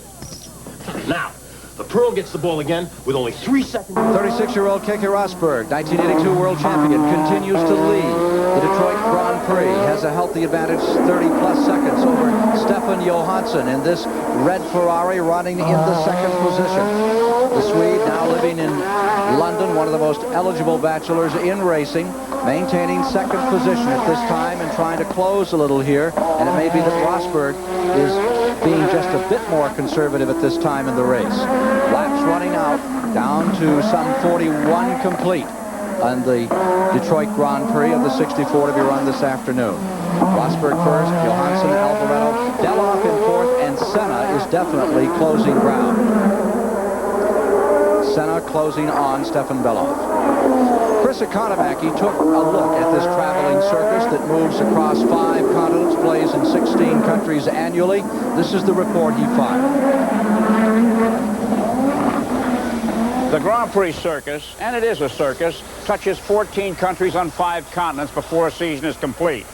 But unlike American racing, where each team travels in its own truck and at its own pace, the Grand Prix people travel together. In some places they have private garages, and in other places they have open fields. But in Detroit, they have this. It's the basement of Cobo Hall, famed for major expositions. The equipment in this huge room, larger than a football field, weighs several hundred tons. So much so, a jumbo jet is required to transport it from one major venue to another. 15 18-wheel moving vans were needed to carry the cars and parts from last Sunday's race in Montreal here to Detroit. Each team stall is a complete workshop in itself. There's an array of parts, tools, and special equipment, enough to boggle the mind. And of course, the cars, both primary and backup. With 400 people involved, there's luggage, toolboxes, extra engines, fuel and oil cans, with tires for the dry, tires for the wet, and tires for the garage, gears, bodies, and for number 19, 4 rear wing sections, just in case. And of course, the cartons, crates, and boxes to hold it all. 3 hours after the checkered flag waves today, this room will be empty. The Grand Prix circus having packed up and headed for its next race in France. Well, one man who'll be travelling with that circus is Bonaventura Franco, a very respected Italian journalist who's been doing this job for 20 years. And what I want to ask you, Bonnie, is there we have Alvaretto lying 3rd in the race. He's now going to add 4 more points to his championship lead. And he's an Italian driving a Ferrari. What does that mean to him in Italy? Him in Italy means a lot, because since a lot of times since Ascari we had no Italian drivers driving Ferrari leading the World Championship. For sure, in Italy, Italian people used to eat bred a Ferrari, and when on the Ferrari there is an Italian journalist, an Italian good driver, they can have really the fashion to watch races. Maybe there are about 6 million people watching the TV now from Detroit Grand Prix. What will the Italian fans think of the fact that Alvaretto is behind your new young driver, a Swede in a Ferrari, Stefan Johansson? It makes nothing for the Italian fans, because first becomes Ferrari, then the drivers. When they saw Red is Ferrari, and if he's leading with another driver, it makes nothing at all. It's necessary that the Ferrari is in front of other cars. Chris Economaki, Stefan Johansson is now a temporary Italian. Over to you, Chris. Down here in pit road, if the crews are not working, they're waiting. The tension is interesting, but across from the pit road, out on the Detroit River, it's relaxing on private boats, charter boats, fishing boats, and every now and then an ocean line freighter comes across. The river is full of small craft today, all gathered here on the side of the Grand Prix circuit to see the action of the Formula One circus in downtown Detroit. Back to you, Barry. Any spot is a good spot to watch as we see these cars circulating around the Renaissance Center here in Detroit. Rosberg's lead is now back to 31 seconds. He had led by as much as 37, and there's one of those blood-red Ferraris. One of the people watching today, the engineer, 87-year-old Enzo Ferrari, is viewing this event in Italy, making his notes for the inevitable phone call tonight. Well, I'm sure that he'll be very pleased with their latest find, and Stefan Johansson's been right on the edge of Formula One racing for a number of years. He's been a sort of pickup driver. He's always gone to the races with his helmet back, and if someone stepped down, he stepped in, but he's never had a decent regular ride, so he's making the best of this one. Again, Johansson is in second, Alvaretto is in third, and there you see the leader in the car number 6. Rosberg continuing to draw away, and we'll be back with more of the Detroit Grand Prix live here on CBS Sports at the second place car. Stefan Johansson for Ferrari, maintaining the second position.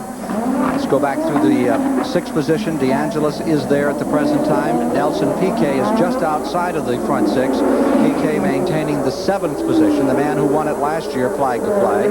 And then running 8th is Lafitte, 9th is Thierry Boutsen, 10th is Schur, and De Cesare is running in 11th position. Eddie Cheever is back up to 12th place. Cheever maintaining 12th. There we see Ayrton Senna going down towards the Cobo Hall. Here's the leader again. It'll be interesting to see if this man, Senna, can pick up any ground now on Stefan Johansson in second spot. Michel Alvaretto in 4th spot. Senna on the move. He's been turning laps, and one guy's one of the Ligiers. Looks like Andre De Cesaris going off the road there. Has he deranged it? No, I don't think so. I think Senna's the quickest man on the circuit at the moment. Just a couple of laps ago, he did a lap only 0.2 of a second underneath last year, or just above last year's lap record. So he's obviously going for it. 6 cars remain on the lead lap. De Angelis, the last of the cars on the lead lap. Chris Economaki was talking about the traveling circus of Formula One, which moves on to France, Paul Ricard in southern France, and then to England for the British Grand Prix. The CBS circus will load up, and next we'll be coming to you on July 27th and 28th, the International Race of Champions on Saturday, July 27th. And on July 28th, the Talladega 500 with the NASCAR Grand National Cars. And we'd like to say a special hello to Tony Filippi, who is watching today and has been a member of our racing team for some time. Hope you're enjoying today's coverage, Tony. We'll continue with more live coverage of this World Championship race from Detroit, Michigan, after these words. You're following with 15 laps to go, the second place man, Stefan Johansson, in our live coverage here on CBS.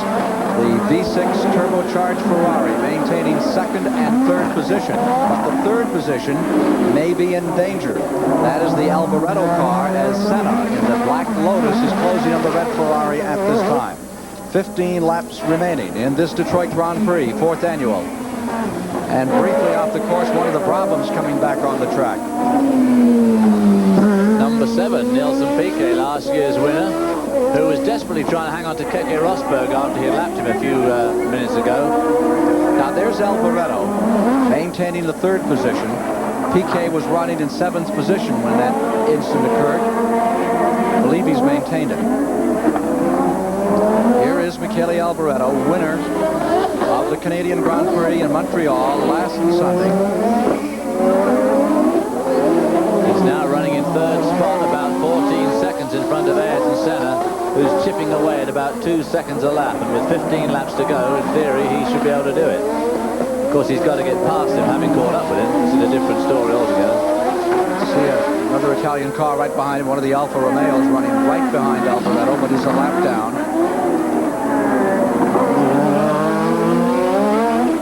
Here they are in the straightaway where they get up to 150, 155 miles per hour, darting over the manhole covers, shifting down through the gears, and just barely missing the wall. You can see it in the top of the frame was the car of Senna, which is in the same straightaway now and continuing to move up. Really making ground now on Michele Alboreto. You see the traffic coming up through the tunnel right in the center of the track. Come right around that tunnel, come through there and then take a right-hander right south to Canada, to our south. A big cloud cover is moving in over the course now. There's been a potential for rain late in the afternoon. One might wonder that rain might be arriving a little early here today. Well, I think it'll arrive just as Paul Cruz is trying to clean up all this stuff in pit lane. You can see the weather. There you see the front coming in, and it'll just about arrive here when they're trying to clear up. Over the Renaissance Center, the Detroit River off to the left, and Canada to the south here. A dramatic sky scene. Dramatic moment for Alboreto as he continues in third spot. But Senna, the Brazilian, who has set the pole in 4 of 6 races this year, had some mechanical problems and has won a Grand Prix, continues to close. Let's get to the pits for this report. All of your tires. All yours. Barry Gill checking on a tire report. We'll get right back to him in just a moment. That's Eddie Cheever in the green Benetton Alfa Romeo engine car trying to get around Thierry Boutsen has slowed up quite a bit, of course, with the lack of that left front wing, which is probably slowing him down quite a bit. There's the leader. Let's see if we can get a word from Chris Economaki. Okay, these tires look very much alike, the tires that Goodyear provides its teams, but they're a little bit different. There's a hard compound and a soft compound. And Keke Rosberg, as good a driver as he is, he may be a better tire technician, because Keke Rosberg chose the soft tire to start with, and he's out front. Most everyone else chose the hard compound tire that didn't work, and they had to come in and make changes. Now just about everybody out there is on the soft compound Goodyear, and everything is going well. Let's go now to Barry Gill. Well, you come to me just as Keke Rosberg is going into pits for a tire stop. Back to you, Ken, to cover this. Here he is. Rosberg is on pit road. Second place man is Johansson. Waiting to see him come by here. Making a very quick stop. Away goes Rosberg. Closing, coming through the chicane is Johansson as Rosberg exits. It goes on the track. There's the second place man into the chicane, and dramatically it was 29 seconds closing on that leader. It is still Rosberg in first after that very quick stop and back out. Johansson maintaining second. Johansson, there we see the leader going through. That was a quick stop. And right behind him now is Stefan Johansson. Well, with a little bit of luck, Keke will have the advantage of fresh tyres, so even though Johansson is behind him, if those new tyres work well, he should maintain station. But it'll be here interesting. You see the Ferrari right there, breathing down. Keke Rosberg's back is Johansson, second place a week ago, his best Formula One finish. This is only his 13th Formula One event. He's well to Formula One, then back down to Formula 2, Formula 3, back up briefly. Now he's got himself a ride, replacing Arnoux and looking pretty stout right here. He's looking very stout, but as Alan has already said, and as a lot of our audience today are used to seeing on the NASCAR races, when they stop for gas, they always put 2 right side tires or even 4 tires on if they can, because new tires just work better than old tires. And when I say old, I mean tires that have only done a few laps. And you can see Johansson's car here is definitely squirrely compared to the car of Keke Rosberg, and that's because Johansson's tires have done the whole race so far. It's going to be a close thing. 30 gear changes per lap. Speeds in 2 of the areas this course up to one area 170 miles per hour, another one some 160 miles per hour. And for just a moment, you see Johansson is blocked in his effort to get through in a very tight part of the course. Well, it happened to both of them because Keke was blocked as well, but now they've both broken free. Mind you, I think Johansson could go with a little bit more enthusiasm. Now there's nothing like being able to see the guy in front of him. We're developing a very tight battle for third place. Renault is maintaining third, but Senna is closing up on him to within just a couple of car lengths. So there's another battle developing late in this Detroit Grand Prix. Well, it looked like it might have been almost a walkover for Rosberg. That is not the case at this moment. There's the battle that is being waged right now for the third position and head on into the wall. And Senna did it. He went round the outside. He got on that gravel. I'm surprised he did that. He tried to go too deep. Got on that marbles on the outside there and straight into the wall. That is the third straight car to sock the wall in that place. Senna coming out of his car as he was challenging. Alvarado sucked him right in here. He goes down the inside to give him room on the outside, knowing full well that he can't go on the outside. He gets on the marbles right there and whack. I think Senna's done enough laps of that circuit this afternoon to not to have been caught out on that corner. That was a fairly big mistake on his part. A pretty basic mistake, yeah. Live coverage of the Detroit Grand Prix here on CBS, and Senna, the pole sitter, has just collapsed the hopes of getting a top finish here in this event for Team Lotus. And our friend Stefan Johansson is stuck behind one of the worst people in Grand Prix racing for this very thing. He's stuck behind Andrea de Cesaris in the Ligier. We talked about Philippe Alliot having rear-view mirror trouble. De Cesaris is well known for it. Look at the lead that Rosberg's pulled out in just a couple of laps, because Stefan is stuck behind the lapped car of De Cesaris. Well, they're coming to the fastest part of the course at this moment, and he may be able to get himself sorted out a little here. Here you see him, the red car in the back. That is Stefan Johansson clearing one of the back markers, which is one of the problem cars, but there is his pal De Cesaris up in front there. Yeah, he was blocked behind him the last time. There you see the interval. There's the first place car. Now you see De Cesaris in the Ligier, and then the red car is Johansson running back behind the leader. On 5 seconds back. Johansson making a real race out of it, tires and all. That lap car, the major issue for him at the moment. There's the leader. And here's Johansson still dealing with the Ligier. Renault-powered car, the blue car, teammate of Jacques Lafitte, De Cesaris. He's been in and out of the pits about 3 times already today. De Cesaris is 2 laps down on the leader. For him to balk Stefan Johansson at a time like that is absolutely indefensible. Johansson makes his move and gets around the back marker and now proceeds after the leader again. The damage is done. Damage is done. The damage is done. I mean, you know, he's lost about a 5-second gap there. I would point out to you that we'll be back with more and the finish of the Detroit Grand Prix after these messages. Finland is now the leader. Sweden, Johansson is second, Michele Alboreto in third. Stefan Belloff maintains the 4th position. And from the Goodyear blimp, you get this panorama of Grand Prix racing in the United States here in the Detroit River. Round the Renaissance Center, a 20-turn, 2.5-mile course is where the battle is being contested today. That's the man that's leading it. Rosberg is in front. Rosberg, who you saw at Dallas in victory last year after a great battle with Nigel Mansell, leading again today and getting himself another advantage with 10 laps remaining, 10 to go, over Johansson. Made a tire stop, came back out and pulls away. His advantage is now being shown as what, about 30 seconds? Correction, less than that. It's 6 seconds. 6 seconds, first to second place. Like Alan Jones has just said, what with a set of brand new tyres and Andrea de Cesaris, what more could a man want? He's pulled out that 6-second gap, and I fear that's about where it'll stay to the end of the race. But what a fantastic pit stop the Williams crew gave him when they changed those rear tyres. Just zip like that. Actually, Johansson's hanging on a little bit closer than what I would have thought. He's giving it a go. Here's Barry Gill. Well, here's a man who should know who's going to win this race. Tyres are so often could decide it. Lee Goggs, the international racing manager of Goodyear, he's seen 85 Grand Prix.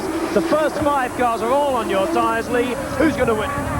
Well, actually, it looked like we had a little more tire problems than we had. This was aggravated by the rain we had yesterday, and we didn't get thoroughly tire tested. And today, some of the drivers and our engineers selected a little on the safe side, and it turns out that maybe the medium tires would have been better. But actually, the Ferraris have been on the harder tires and lived through the early part of the race. Can Keke Rosberg, with a new set of tires, win this race now? I don't think the Ferraris with a fairly well-worn, harder compound could possibly catch him unless he falls asleep. And what about Elio De Angelis, who's got new tires as well? Elio should be... Actually, I would have thought he'd catch a Ferraris, but he's doing well. They're both safe. They're all safe right where they're at, I think. Chris Economaki, Lee thinks that Keke Rosberg is the man to watch. You're in his pit. Over to you. Well, Keke Rosberg was in the pits for 10 seconds, and then he laid rubber for more than 100 yards off pit road, getting back on the track to protect his lead. He probably wore his tires more getting to the track than he'll wear them for the rest of the race. Back to you, Ken. Well, it's instant warm-up, and so much for the throttle lag on turbocharged engines. Getting some heat in that rubber in a hurry. 8 laps remain in the event. 8 laps to go with Rosberg out in front. Our congratulations on the Trans Am winners yesterday. Elliott Forbes Robinson was named victorious. Wally Dullenbach came across the line first yesterday, and then the car was disqualified. Too light. And so a Buick V6 found itself winning yesterday. Johnny Jones from Thunder Bay, Ontario finished second for Ford. Chris Kneifel finished in third for Mercury.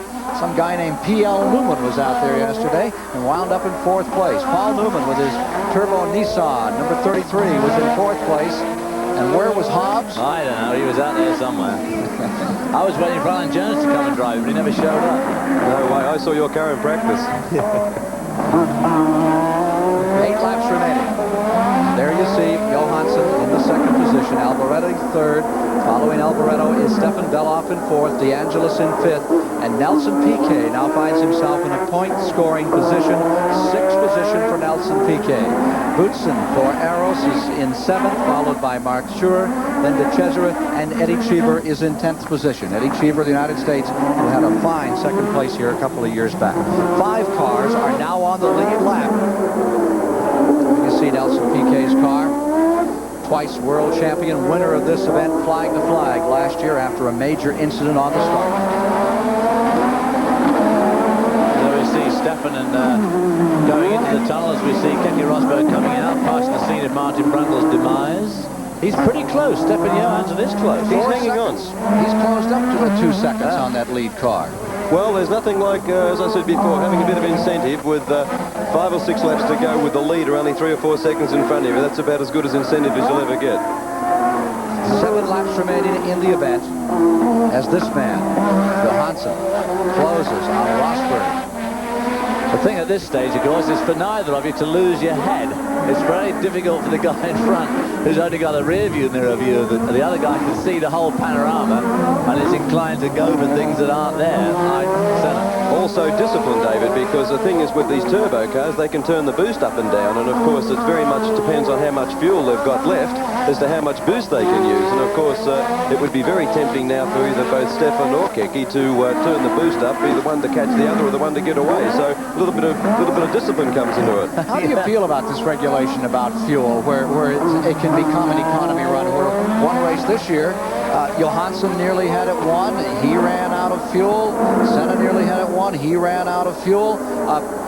The limit is going to go down in the next 2 or 3 years to even less fuel than the 58 gallons they're allowed now, and it seems to me that's counterproductive. It's negative to what racing's all about. Well, one half of me, the racer, says they shouldn't do it. They should give us as much fuel and boost as we want. Let us get on with it. But of course, if Formula One can benefit manufacturers by making better turbocharged cars for the public, well, then that's not a bad thing either. So it's really both sides of the argument. Well, it's kind of the thing is, if you're going to have more fuel allowed, you're going to have to go back to pit stops. And Formula One racing, in some ways, is not well regulated for pit stops. A lot of people like it, a lot of people are against it. You certainly couldn't put more fuel in the cars than they're carrying now, because that gets heavy and dangerous and carrying so much fuel. Here you see the leaders coming through the chicane. There's the interval.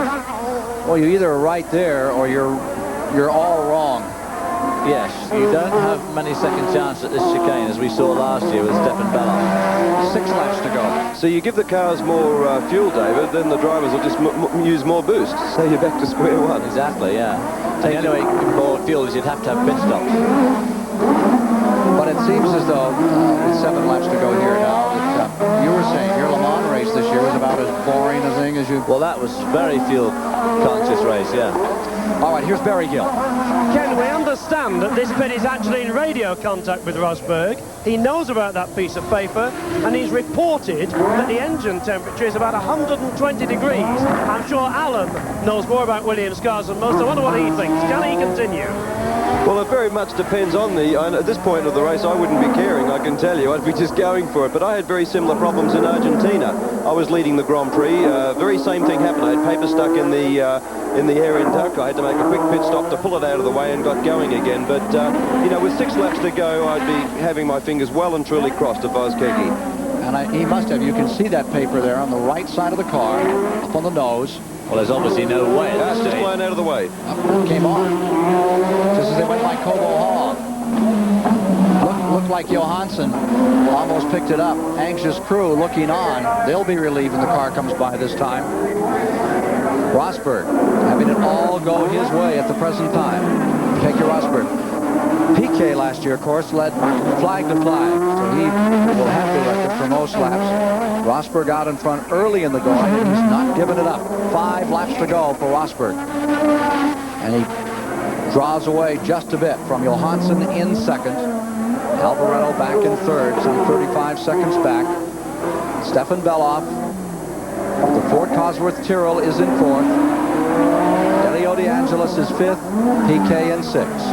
Out of the points, in seventh is Boutsen, Mark Schur is eighth, De Cesaris is ninth, Eddie Cheever in 10th, Lafitte 11th, Berger 12th, Senna 13th, Martin Brundle reported as a 14th, and Elio as a 15th as we get back into some of the DNFs in this race.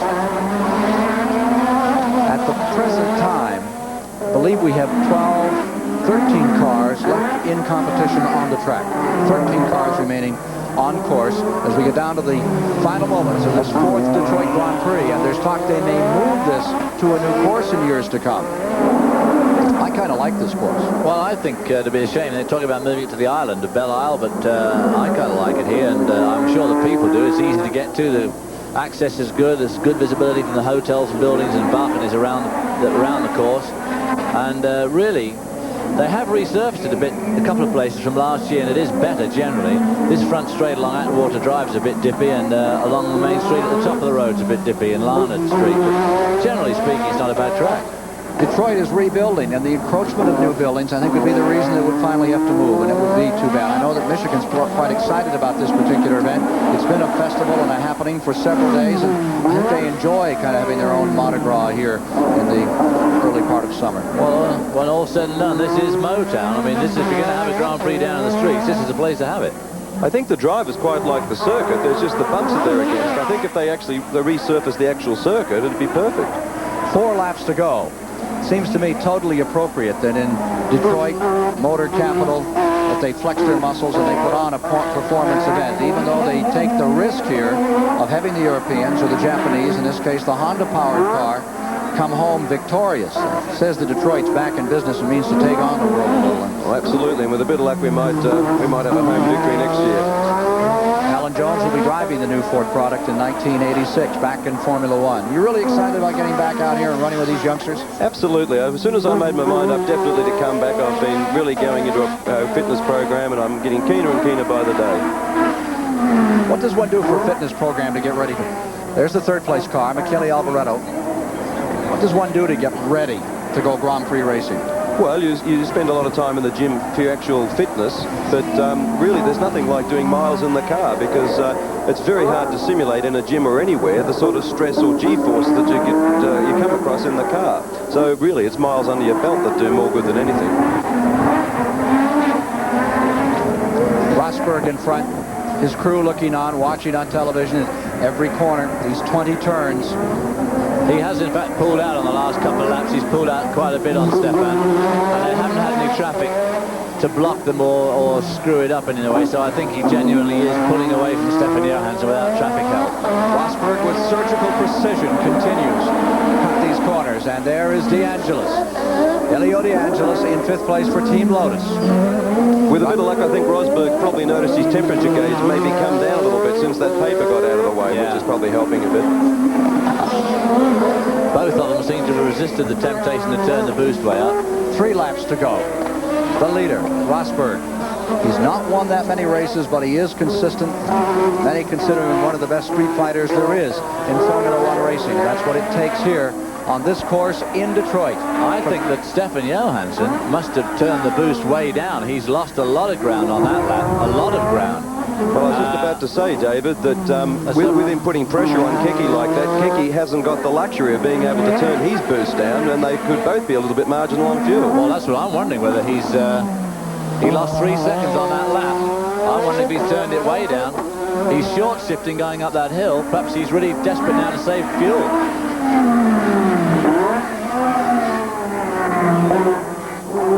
But anyway, the pressure's under green. We have another car off the course. It's one of the Legers.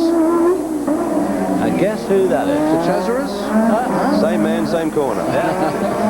Blinking again. Do you fly back and forth with him often to Europe? Try not to. Rosberg, final moments. There's Alboreto, the 3rd place car. Michele Alboreto, winner 1 week ago in Canada. From here, look at him fight that wheel as it goes to that corner. Car's gotten a little loose out there today. Real loose. Real loose. Rosberg. Boy, the back of the Beloff is in fact up with Alboreto, which is probably why Alboreto is driving in such a desperate manner there. Beloff trying to move in on Alboreto to take another spot for the Tyrrell team at the close of history for the Ford Cosworth engine in Formula One racing. 2 laps to go, 2 to go. And no sign of Stefan Johansson. As the leader goes past the start-finish line into turn 1, Stefan crawls around the last corner. Is he going to call in for more? No.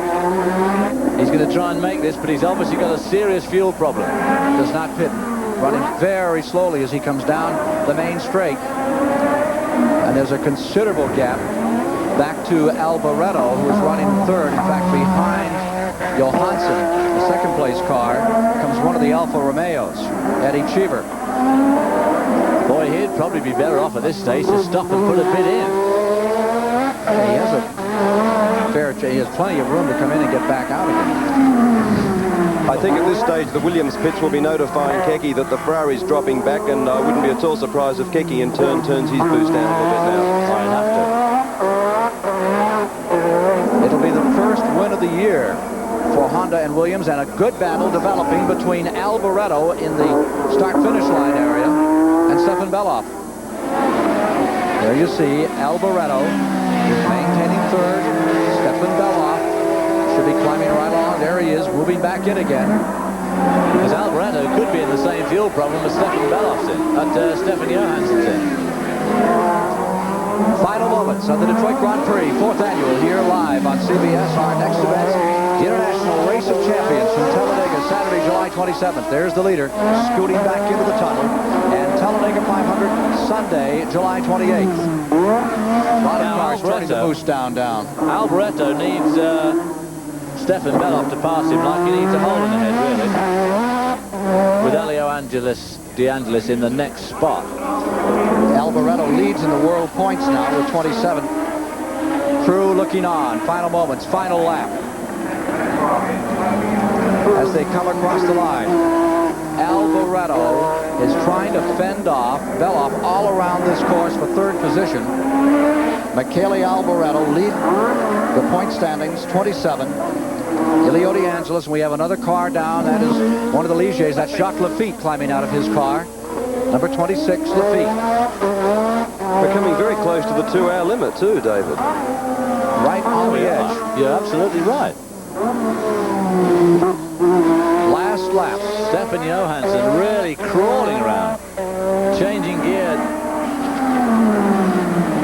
the race will be for third place. And the question is, will Rosberg maintain this steady pace through these final corners and bring this Team Williams a victory today? The fourth of his career.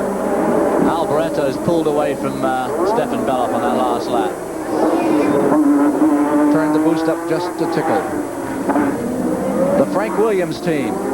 Frank Williams team seems to be on its way to victory with a Honda-powered car here in the Detroit Grand Prix, a team for which Alan Jones won the World Championship. Yes, I don't think Frank will be a very disappointed man today. It's been a long time since the champagne was popped. Williams staying out in front. Well, I'm sure that Honda will be very pleased with this victory as well. It's a very technically advanced company. And, of course, that's what they're in racing for, is to win, to spread the gospel of product. And, of course, this is the way to do it, is to win Grand Prix races. This race being seen, as you've already said, in 34 countries. For the chicane.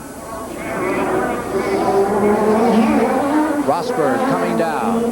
Checkered flag is out. And the Detroit Grand Prix belongs to Team Williams and Honda for 1985. A turbocharged Honda car has won here, and Rosberg, the first time, takes one hand off the steering wheel and salutes the crowd who've been in attendance today in record numbers to see this event.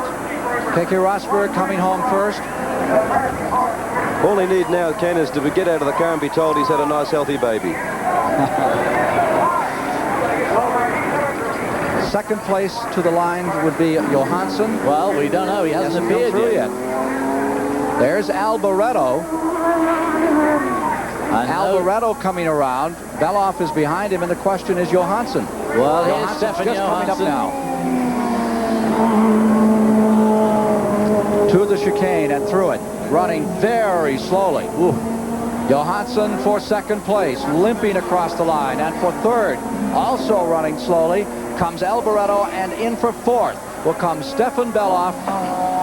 Piece of the nose missing, but Beloff is across the line. Looks like he's going to come to a halt right there. The winner, car number 6, Rosberg, Honda Williams, 4th annual Detroit Grand Prix, belongs to them. We'll be back with more in a moment.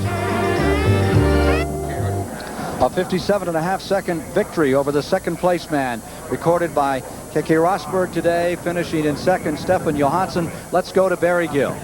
Frank Williams, there's something about North America seems to suit Keke. Your last win, Dallas, and now you've done it in Detroit. Yeah, it's a good place. It's the best place in the world to win races, no doubt about it.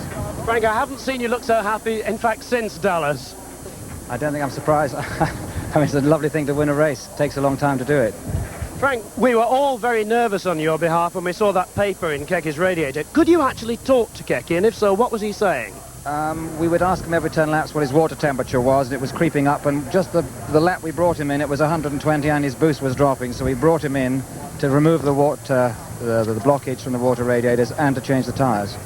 I'll tell you who was as happy for Keke as you are, your old driver Alan Jones, who has lost weight so he can commentate like us slim guys. He's been listening to you. Alan, how about a word for Frank? Congratulations, Frank. Terrific pit stop. Thanks, Alan. You're driving the wrong team next year, then, mate. Possibly.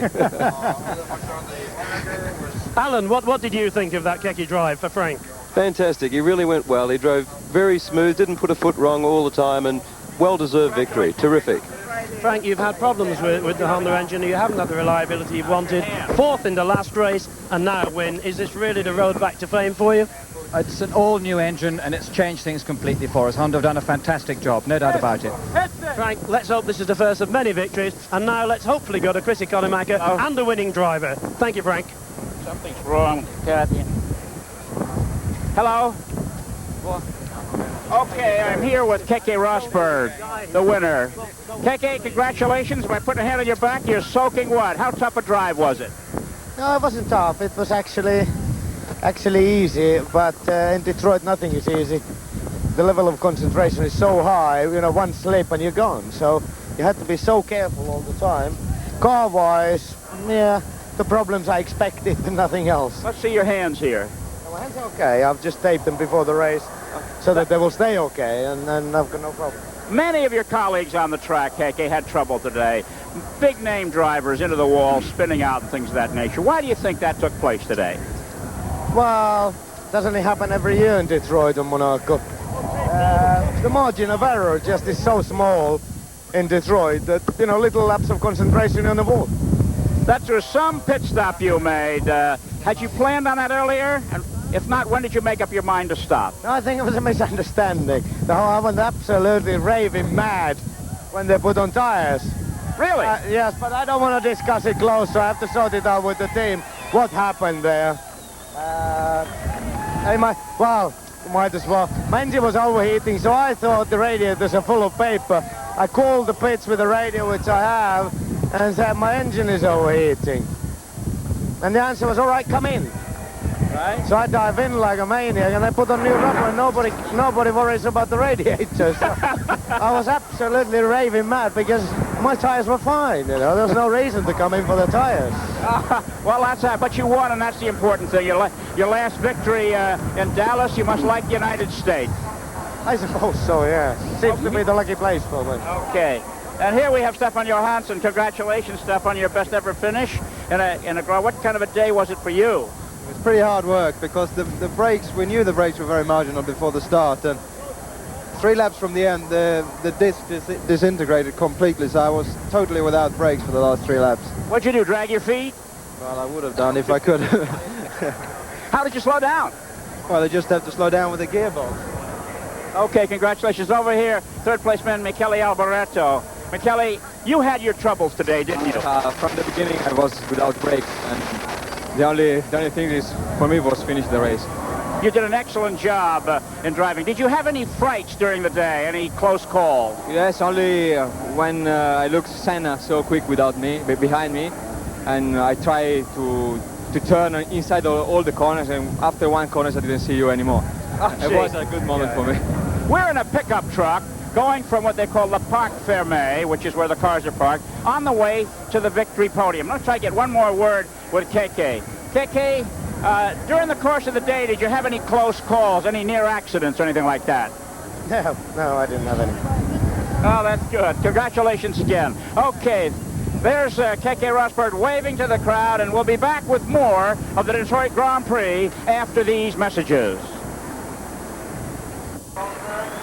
Here at Detroit, Keke Rosberg has moved from 9th, a 3-way tie for 9th in the world standings, up to 5th position with this finish today. Stefan Johansson coming across 2nd, Michele Alboreto finishing in 3rd, Stefan Balla scoring points today for Team Tyrrell, the last race to be run by a Ford Cosworth in Formula One. Elio De Angelis next, and Nelson Piquet comes home in 6th position among the scoring drivers in this event. We'll be back with more thoughts on the Detroit Grand Prix 1985 after these words. Averaging 83.061 miles per hour, a new record. Keke Rosberg has won the Detroit Grand Prix. For a final thought, let's go to Chris Economaki. Well, it's been a great day, but there's a little bit of sadness. They're talking about taking the race out of downtown Detroit and moving it up 1.5 miles the Detroit River to Belle Isle. And if they do that, I'll be a sorry one for leaving downtown Motown. Barry Gill. This morning, Keke Rosberg said to the McLaren team, I'm going to blow you guys into the weeds this afternoon. He did it. He's going to fly home now to see if the new baby's on its way. But Honda have produced a new baby, and it's a very lusty infant indeed. This is going to be some season. A final thought, perhaps, David Hobbs, on what we've seen here today?